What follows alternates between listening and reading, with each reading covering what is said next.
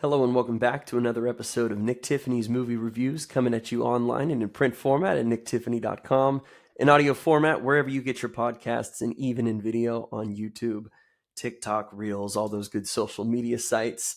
Today, we're playing lots of catch up. I told you guys the Seattle International Film Festival was coming. It is finally here. I am in the midst of it now. It has been over a week of what feels like nonstop movies and just constant enjoyment. So it's like film festivals. It's like heaven for a movie lover. And it's super cool to have something like that in your own city. So today I'm kind of doing what we're calling a kind of capsule roundup. I've got posted on my website kind of written capsule reviews for some of the films that I've seen so far, the ones that I'm able to talk about at least. So you can find that at nicktiffany.com just on that front page. But for those of you who love to listen or watch, I wanted to bring a little more personality perhaps to some of those films and just talking about those. I won't talk your ear off here. I will do individual reviews for the films that I am able, so stay tuned for those as well. I've also got a couple exciting interviews that I'm really excited to share, and it's been fun kind of getting back into that. But let's just talk about SIFF for a sec. The Seattle International Film Festival is just a fantastic program. This is the 50th SIFF Festival, which is huge. It is such a testament to this amazing city, this Northwest culture, which is so diverse, so bizarre sometimes, but just so much fun. Films from all over the world, filmmakers of every kind, stories that otherwise most likely would not get shown or shared, which is why it's been a big honor this year to be a member of press kind of covering the festival for my site and for NT Movie Reviews. And so it's just always a joy. We've had beautiful weather this last weekend. There's so many incredible venues. The once Cinerama that fell during COVID was then purchased by SIFF, and it is now the SIFF Cinema downtown. It has been so much fun getting back and being in that theater. The Egyptian, the Uptown in Queen Anne, the Pacific Place Theater. I mean, I've been bipping, bopping around all weekend. It's just been a blast. It is just such a beautiful city. There's so many fun people that you meet in line at these festivals. And the films so far have just been fantastic. Starting with our opening night film, Thelma. Thelma is just such a joyful movie. This film follows 93-year-old Thelma Post, played just wonderfully by June Squibb. She falls victim to a sort of elderly scam where someone calls to tell her, oh, your grandson's in trouble. You need to send us money. Unfortunately, she doesn't totally fall for all of it, but she sends that money. And when her family doesn't really want to help her get it back because, just grandma, be glad that you're safe. We don't need you risking your life. Thelma's not satisfied with that. Thelma's going to take things into her own hands, and she's going to get your money back one way or another. This film is just incredible. It's directed by Josh Margolin, also written by him, based on his own grandma, the real Thelma, who's almost 104 now. Sort of something similar almost happened to her, and so it inspired him to write this film filled with so many things I think that audiences are going to connect with. You watch this and you feel like, okay, wow, those are my grandparents, or those are my parents, and you look at this sometimes generational gap because Thelma and her grandson, who's played by Fred Hetchinger, they have a special relationship that kind of skips that generation. They watch action movies together. They really understand one another. Clark Gregg and Parker Posey are kind of the helicopter parents. They're terrific. They're so funny in this. But when Thelma goes off on her own, obviously it worries the family. And the film says so much just about what we assume people might lose in their old age. Obviously, yes, it confronts some truths about being open and being able to ask for help, at any stage in your life, but realizing too that you might not be as young as you were and able to do some things, and your family, while they might annoy you, it is out of love. So Thelma, inspired by Mission Impossible films and action films, will hop on her scooter and risk it all to get this money back. It is hilarious. Watching it with an audience was so much fun. There's so much laughter to be had, so many tender moments. It makes you want to call your grandparents afterwards, tell them you love them, listen to their stories. I had an opportunity to interview June Squibb, Fred Hetchinger, and director Josh Margolin. I will be sharing that on here. It was such a delight to talk to them. And for an opening night film, it brought the house down. It brought laughter. It brought tears. it is just such a treat. And it's going to be one that I'm going to be beating the drum for the rest of the year, because I think everybody should see it for a variety of reasons. And moving right along, I also checked out a film called Scorched Earth. And this is a German entry, a German language entry into the festival, originally titled Verbante Erde. It was tough kind of finding the film online for a little bit, and that's what's interesting about these festivals is some don't necessarily have distribution yet. Some are seeking it. Some films might change the title between an American release and an overseas release. So this film is sort of a really slow burning heist film. There's this character who, he's this mysterious, once famed bank robber. His name is the character's name is Misel Machevich, and he plays this character Trojan. And he's kind of pulled out of retirement to help with one last job. They're going to be robbing a piece of art. And so you kind of go through the motions, very much like all the great heist films. You assemble a team. All of them are going to be versed in their own things. And while it does all those things well, there's a really minimal score. The action is also very minimal. It sets it up as a more realistic film, and I mean that in the sense that rather than this being some outlandish bank heist movie, it feels like if some people got a little into over their heads trying to pull something off, that yes, normal people could probably have something like this happen to them as well. And there's a lot of unpredictability, especially when dealing with bad guys and dealing with villains whose intentions you might not be totally clear on. But once Trojan enters the game, everything kind of shifts.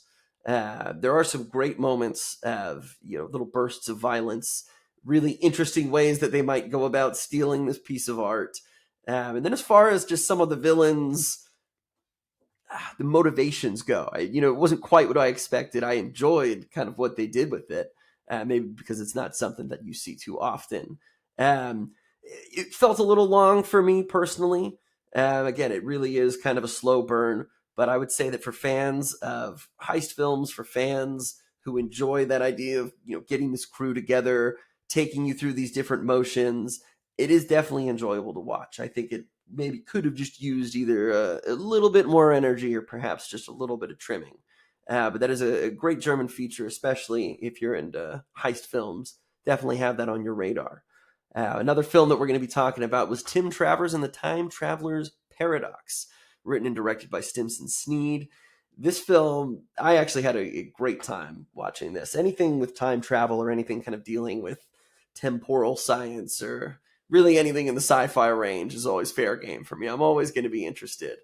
And what this film is about is a scientist and inventor, Tim Travers, who creates a time machine not to go back in the past to stop someone from being born or to right some wrong that happened to him early in life. And he's not using it to go to the future really to see what do we create then. What he's doing is trying to explore a paradox. You might be familiar with the grandfather paradox if you went back in time and you shot yourself, or you shot your grandfather and you killed him or something. Would you cease to be born? And how could that happen? How could you go back and kill him if you're still born to come and do this? You start getting into all of those cyclical discussions. And so Travers is more concerned with, what if I go back in time and I kill my own self? But now I'm occupying a different space and time. It really, to its credit, gets very science heavy in its exploration of paradoxes, how we perceive time and how it moves through. It's really quite fun and funny, just in the number of experiments or the expendable Travers that he kind of creates, eventually kind of, naming them. Here's alpha, here's beta, all the way to zeta. And all of these different versions of himself, while they all start out the same, no two are the same by the end. And even just a little bit of time can kind of change and influence someone's personality. And so it kind of goes some funky, weird places, as I think a lot of time travel things do. There's that whole side of like, well, what if I had another version of me here? What would we do? What could we create? Why are those versions of me making out? Like, what do you, I don't even know what to qualify that as. The film is just pretty fun. It's very absurd. Some of the graphics and the visual effects are, I don't want to say cheesy. I think it's knowing exactly the genre it's playing in. It knows how it's using some of the violence, some of the humor, some of the blood. Definitely on the nerdier side, perhaps, but I mean, I loved it. It was just totally fun. A nice blend of science fiction, time travel, and comedy as well. So definitely one to keep your eye out for as well. The next film, going back into the documentary realm that I saw, I actually saw this through Mubi, which is kind of like an international streaming service. They get phenomenal foreign films. I say that as an American. As an American, the incentive is use Mubi because they have access to just incredible foreign films from every country. Oftentimes, a lot of films that end up being nominated for Oscars or playing festivals like this will end up on there at some point. So we're talking High and Low, John Galliano. I was familiar just probably with the name Galliano as far as fashion goes, whether I've heard it in different rap songs or hip hop or something. But I really was not familiar with who John Galliano is. And this film opens almost immediately with a video of a clearly intoxicated Galliano sitting at a table accosting people, making anti Semitic remarks, making racist remarks. This was captured on someone's phone, and this eventually led to him, obviously, I'm not saying being canceled, but rightfully he was dropped from many different groups, fashion houses. People kind of pulled business because it was horrible. It was just, number one, not even accurate to who he was speaking to, number one, but just revealed a whole lot of awfulness in what he said. And so the film starts there, and then it takes you all the way back to the start of his life, to his upbringing, to his involvement in the world of theater first, and then maybe costuming and fashion, and eventually becoming, this haute couture designer who's taking over Dior, who's leading Givenchy, who is just creating some of the most outlandish, but provocative is not even the right word. He really brought a theatricality to some of these runway shows. It was quite interesting to look at, the evolution of some of his designs as well, how this world of fashion saw him. He's an English designer coming in to make French clothing. Everybody in this industry already kind of had a turned nose to that as well already. But, then it kind of goes a step further, talking about, his family life, his relationship or maybe lack thereof with his father, his relationship with his mother, the kind of company he keeps, there's such a story of that burdened genius who can never stop working, who just takes on so much. And it's incredible how much they accomplish, but you see how they can drink themselves to death, or how all of that drinking just leads to awful things that maybe you've repressed about yourself and haven't talked about, but are now taking out on other people. I'm always interested in fashion and fashion documentaries. So this one really, especially from the beginning, piqued my interest, and I loved seeing how they kind of finished the story after informing you throughout his career. So if you like fashion at all, High and Low, John Galliano, I thought was really great and a very fair look at his life, I would say, too, and the decisions he's made, good, bad, or otherwise. Jumping back to narrative features is a film that, since I believe Sundance Film Festival, I have heard about, In a Violent Nature. This is essentially the POV from the killer of, imagine like a Friday the 13th type film. It's a slasher film, takes place out at a camp by the lake. The setup and story are familiar if you know that genre. If you've watched Friday the 13th, you've got dumb young kids going out to cause a ruckus. They're going to drink, smoke, they're going to have sex, they're just going to be joking the whole time. But this time we're seeing the story almost through the eyes of this unstoppable killer and these people who come onto his land or his property and start causing the trouble. And, one by one, things just start getting worse and worse for these kids. A lot has been said about how creative so many of the kills are in this film, and I will completely confirm that. I was like, I didn't know that could happen to a person, or I did not know that you could do that in a way to either kill, maim, or otherwise destroy somebody. What was so great about this film is because it takes from so many of those classic slasher films, it is really funny. And at times, some of the kills are so absurd that the audience, we were just dying laughing because and it's not like, oh, we're laughing because this is funny. It's like funny, it's so bad, you know. No, it was like, oh my god, I can't believe they're doing it. It's absurd laughter. You're like, oh my god, no. But that was the whole theater. I mean, the entire time it was laughing, it was shrieking, it was, oh my god, closing your eyes, but you can't close your ears completely. It was just freaking awesome. Shudder has got a great hit on their hands. You know, just know that it's 90 some minutes because you are following this killer. There's going to be a bunch of shots tracking through the forest, as he's just walking. He doesn't say anything. It's just menacing, but you're getting this beautiful wooded area and lake while all of this carnage is going on. Just tons of fun to kind of play on the genre that way. Definitely keep an eye out. That's coming out in theaters, I believe, at the end of May. Horror fans rejoice. It freaking rules. This is the making a transition to a short film that I saw. This is kind of the first actual short film I've watched at a film festival before. And that's largely in part because of the documentary I saw over a decade ago that this kind of picks up from. So this film is called Chasing Time. It's directed by Jeff Orlowski-Yang and Sarah Keogh.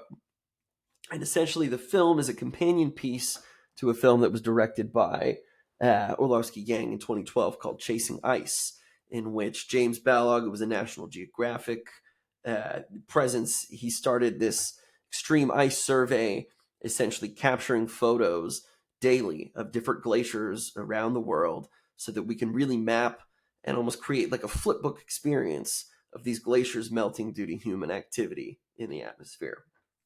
It was a really cool experience to see this film at SIFF. I actually got to do an interview with the directors as well, which I will be linking pretty soon.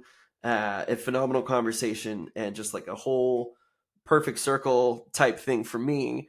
The mentor who got me into film criticism, Mike Ward, back in 2012, 2013, put on a film series in our little town of Carnation, Washington, and would host different documentary screenings with the idea of engaging with the community, talking about current issues, and having discussion afterwards. And it really, Chasing Ice was probably the first documentary I sat and watched like that, and really let affect me. Really, it's a credit to how well it's filmed and the emotion that it kind of provokes, because it is very cinematic in its presentation, as is Chasing Time. But it's emotional watching so many of those glaciers recede. The first film ends with a calving of this massive glacier. And where Chasing Time picks up is we're pulling these cameras down now. We're almost 20 some years into this expedition. James has just subdued his cancer for the moment. He's gone through some treatment, and the film, it's 40 minutes long. It's kind of capturing them taking down that last camera all the way back in Iceland where the journey began. We've got 20 years of data now, and yes, it is about compiling that and seeing what happens in the end, talking about legacy, what they're hoping to leave on, but the film at its core really is a great look at mentorship as well. And Jeff Orlowski-Yang, this is a reuniting for him. I believe he's close to 40 now, filmed this when he was younger, obviously, the first part. So reuniting with James, reuniting on something that was just such a huge part of his life and a formative moment in his career. And so the film really does touch on mentors. There's a great line, just, how do you say thank you to your mentor? Because thank you is not sufficient enough. I could never properly thank Mike Ward for what his impact has been in my life, getting to do this, getting to talk about film. It's emotional. The film Chasing Time was actually pretty emotional. And then you see 20 years of glaciers melting into lakes or being turned into parking lots. It's heartbreaking, but it is essential stuff. I think absolutely check out Chasing Ice and please watch Chasing Time. I just think that there's no denying what is happening to our planet. It is irrefutable. And when you watch these films, I think it gives you a better understanding visually of just everything that's happening from water levels rising to losing all those glaciers. It's important filmmaking, just at its peak. So definitely keep chasing time on your radar. Switching gears a little bit, I took in a Korean film called Killing Romance, which after watching the trailer while I was at SIFF, I was like, okay, it looks zany, wacky, all genre encompassing, and I'm here for it.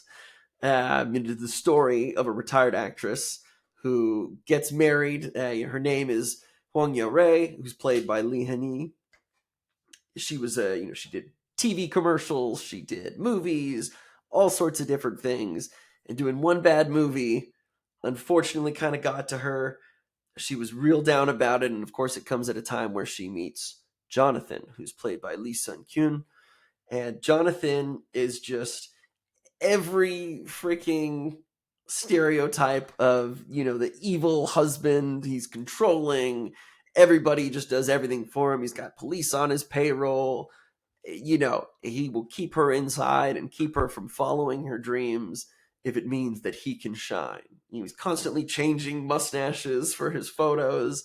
And I mean, it's just absurd. So when they move to this island for a brief bit of time, they move into a home where across the street is a guy whose name is Bong Woo, who's played by Gong Ma-young. And Bong Woo is her biggest fan. He loved all her commercials. He's part of this small fan club and, just kind of expresses to her, we have missed you. We have missed your presence in film and anything. And coincidentally at that time, Yo-rae gets a script offer for a movie, which of course Jonathan tries to shut down. So the plan becomes, we got to kill Jonathan. Get me out of this house. Let's kill Jonathan.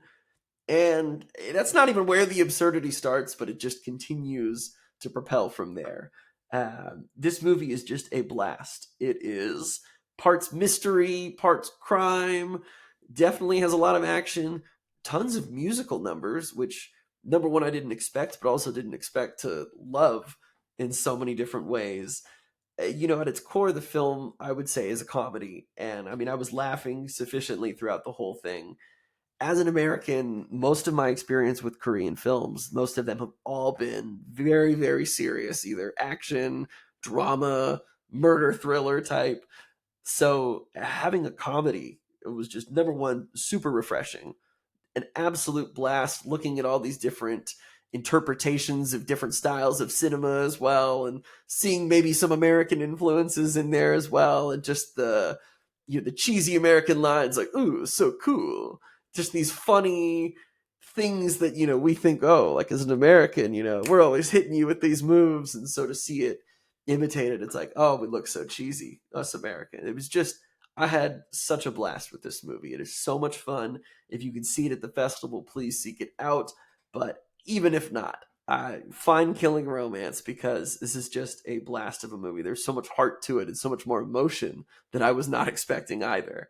But it is a total blast. Another documentary that this one was one I was really eager for, one that I made it a point to try and see, specifically because of a love of wine and a love of being out in vineyards and just learning this whole process of winemaking. The film is called Rioja, the Land of a Thousand Wines. A little bit of background, my parents are total winos, and I've worked in a few different restaurants that specialized in whether it's California wine, Washington wine, Italian wine currently. And so over the course of at least over a decade, I've really gotten to know a lot of what goes into winemaking, what goes into anything from the planting to harvesting to the bottling and everything in between. And so wine has always been something, maybe at an early age too, the 21-year-old drinking wine at the bar instead of beer.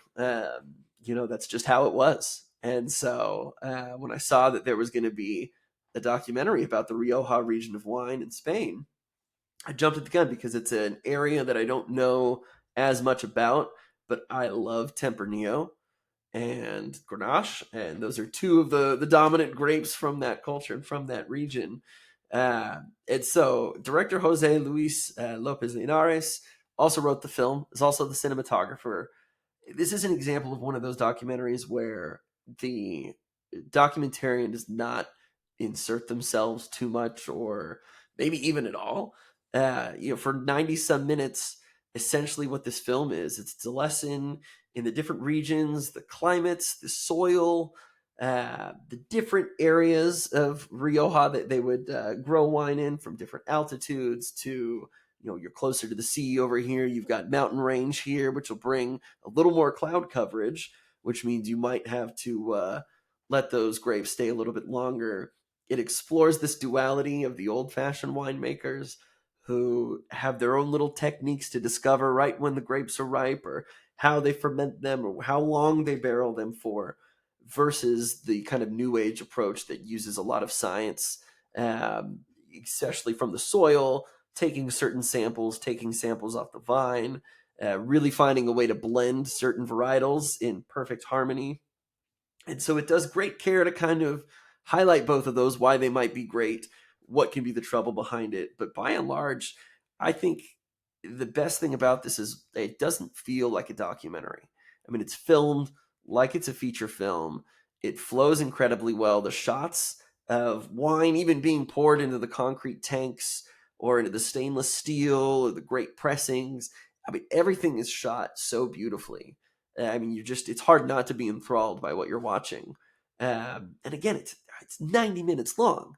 I mean, it's a breeze. It is so much fun. And what they highlight, why so many people make wine, even if it's not going to be bought all the way across the world, even if it's not going to make you money. People need to understand that you don't go into winemaking to make money. That is not a business you go into to make millions and millions of dollars.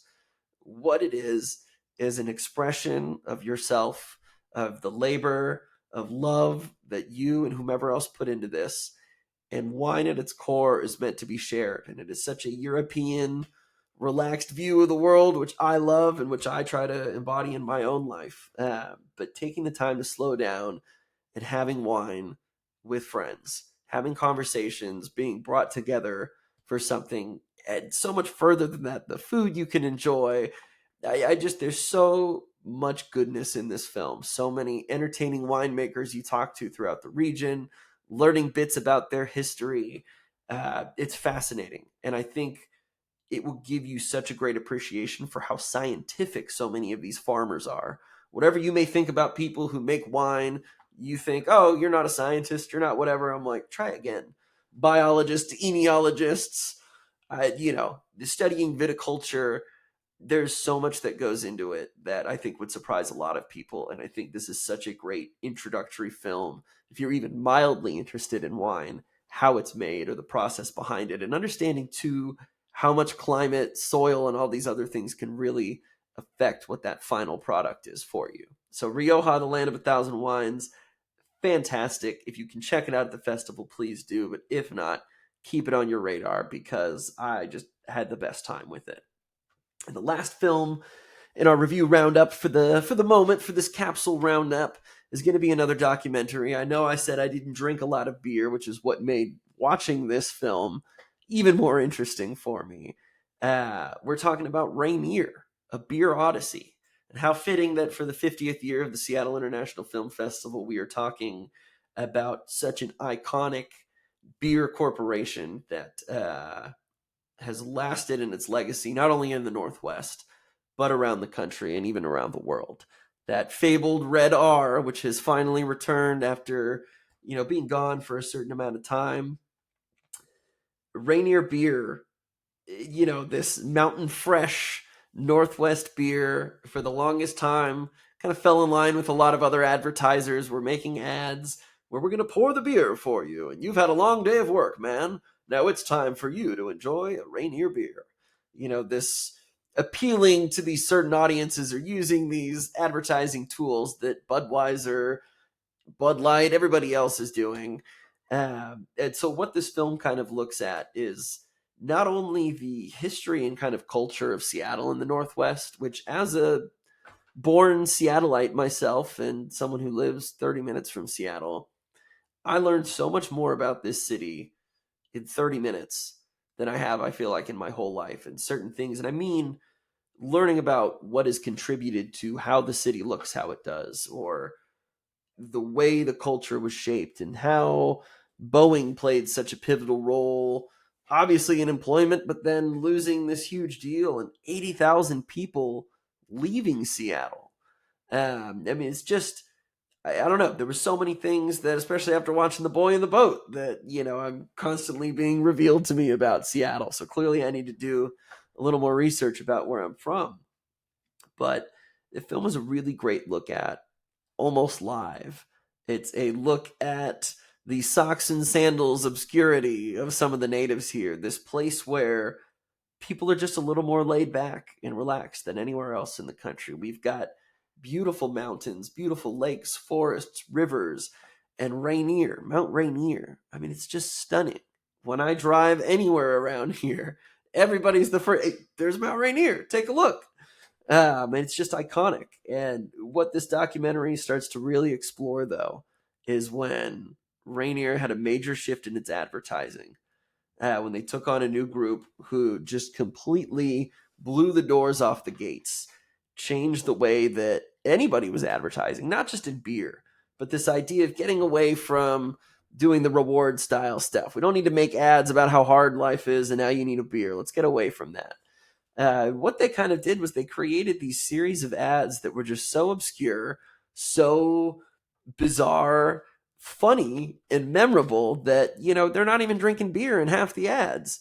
They're just fun songs. They're creating these little jingles. And before you know it, you've got all of these different ads playing at all these different times, and people are talking about it. And it's not necessarily that we're talking about how great this light beer is, but it's, did you see that Rainier ad? No, I didn't. But did you see this one? No, I didn't. Oh my God. And I'm watching this and thinking of Geico, and I'm thinking of Progressive and all these different companies who use random advertisement that is insanely memorable. And it works. This is where they got it from. And so it's just a really cool look at this advertising group, these people who also did adverts for New Balance, for Starbucks. So many interesting things. Mickey Rooney was once the spokesperson for Rainier. And seeing some of those ads with a, quote, younger Mickey Rooney was just awesome.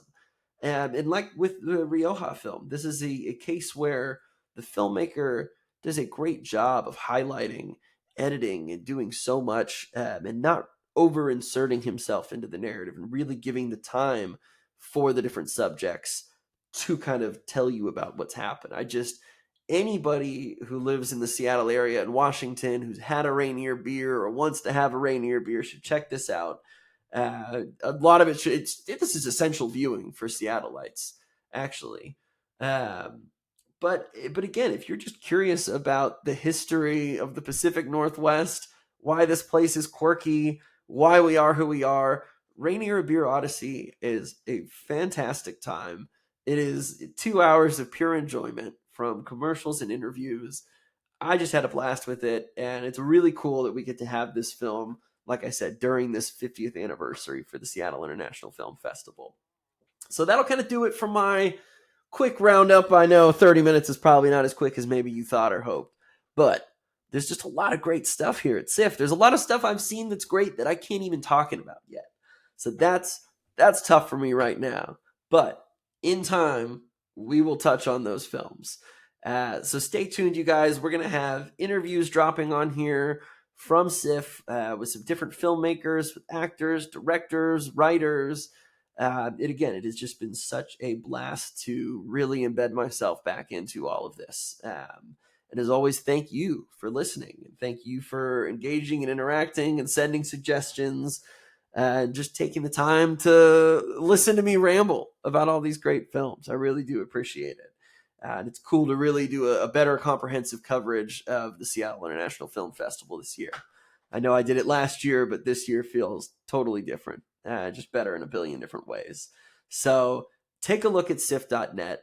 If you're in the Washington area, Seattle area, SIFF just does so many wonderful things for the film community, for film preservation, for the community, for filmmakers. It is just such a wonderful organization. It is filled with so many awesome and funny and weird and kooky people like myself. I'm a SIFF member, So I definitely fall into those categories.